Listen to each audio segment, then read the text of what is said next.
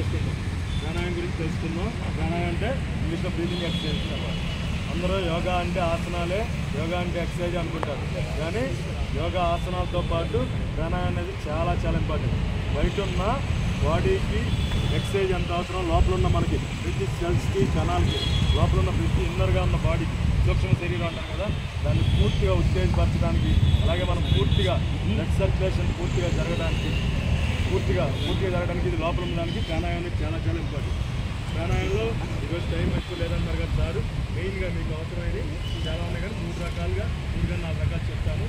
దాని యూజెస్ కూడా చెప్తాను. దానివల్ల ముందుగా భస్త్రికా ప్రాణాయామం అంటే మీరు పూర్తిగా ఊపిరితిత్తుల లంగ్స్ నిండా పూర్తిగా శ్వాస తీసుకోవాలి, అలాగే పూర్తిగా శ్వాస వదిలేసారు. అందరూ వీలైనంత కళ్ళు మూసుకొని చేసుకోండి. పూర్తిగా శ్వాస తీసుకోండి, శ్వాస వదిలేసారు. పూర్తిగా తీసుకోవాలి. ఊపిరితిత్తుల నిండా లంగ్స్ నిండా ఒక బెలూన్ ఎలా ఎక్స్పాండ్ అవుతుందో అలాగా పూర్తిగా లంగ్స్ నిండా తీసుకోవాలి. మొత్తం మనం బెలూన్ ఎలా ఎక్స్పాండ్ అవుతుందో అలా మన లంగ్స్ పూర్తిగా ఎక్స్పాండ్ అవ్వాలి.